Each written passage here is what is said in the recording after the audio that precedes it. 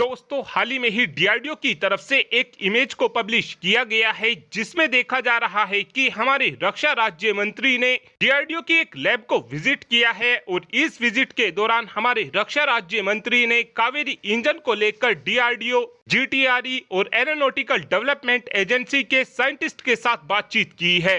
आप सभी ये बात जानते हो कि पिछले लंबे समय से ये बात लगातार बोली जा रही है कि हमारे कावेरी इंजन को फंडिंग नहीं मिल पा रही है। तो आपको बता दें कि ये सारी की सारी बातें बिल्कुल गलत हैं। ऐसा मैं इसलिए भी बोल रहा हूं क्योंकि कावेरी इंजन हमारे लिए अति महत्वपूर्ण होने वाला है, क्योंकि इस इंजन का इस्तेमाल हम अपने घातक बॉम्बर तेजस फाइटर जेट में करने वाले हैं।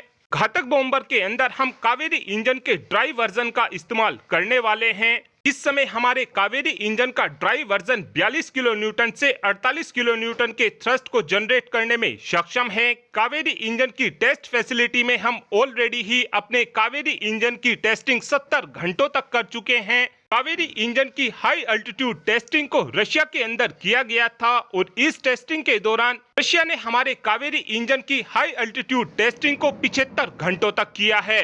इस टेस्टिंग के दौरान हमारे कावेरी इंजन को 13,000 मीटर की ऊंचाई पर ले जाकर टेस्ट किया गया है। इस समय देखा जाए तो हमारा कावेरी इंजन आफ्टर बर्नर के साथ 73 किलो न्यूटन के थ्रस्ट को जनरेट करने में सक्षम है। देखा जाए तो 73 किलो न्यूटन का थ्रस्ट एक ठीक ठाक थ्रस्ट है, लेकिन अगर जीटीआरई की तरफ से कावेरी इंजन के वजन को 100 से 150 किलो कम कर दिया जाता है तो इस इंजन की परफॉर्मेंस पहले से काफी बेहतर हो जाएगी। इसी कम वजन के साथ अगर कावेरी इंजन में थ्रस्ट को भी थोड़ा बढ़ा दिया जाता है तो इस इंजन का इस्तेमाल हम काफी आसानी से अपने तेजस फाइटर जेट में भी कर सकेंगे।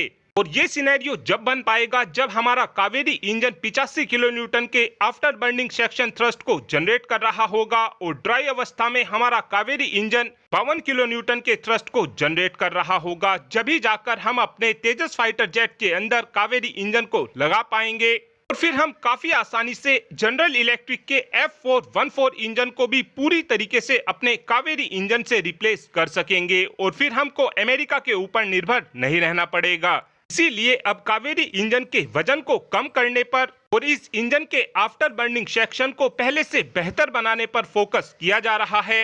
कावेरी इंजन के बेसिस पर ही हम एक मरीन गैस टरबाइन इंजन को भी बना रहे हैं, जिसको इस समय हम KMGT के नाम से जानते हैं।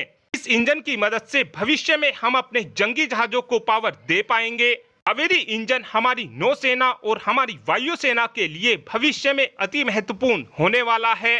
फिलहाल कावेरी इंजन के स्टेटस को देखा जाए तो हम कावेरी इंजन को सफल बनाने के काफी ज्यादा नजदीक आ चुके हैं और जो हम अमेरिका के F414 इंजन को 80% टेक्नोलॉजी के साथ भारत के अंदर बनाने वाले हैं और हम अपने एमका के लिए जो एक नया बिल्कुल इंजन बनाने वाले हैं, इन दोनों ही इंजन के बेसिस पर भविष्य में हम अपने कावेरी इंजन को और ज्यादा बेहतर बना सकेंगे। और अब आप ही कमेंट कर बता सकते हैं कि हमारे कावेरी इंजन को कितने किलो न्यूटन के थ्रस्ट को जनरेट करना चाहिए। इस बात का आंसर आप कमेंट बॉक्स में दे सकते हैं। Thanks for watching this video. Have a good day.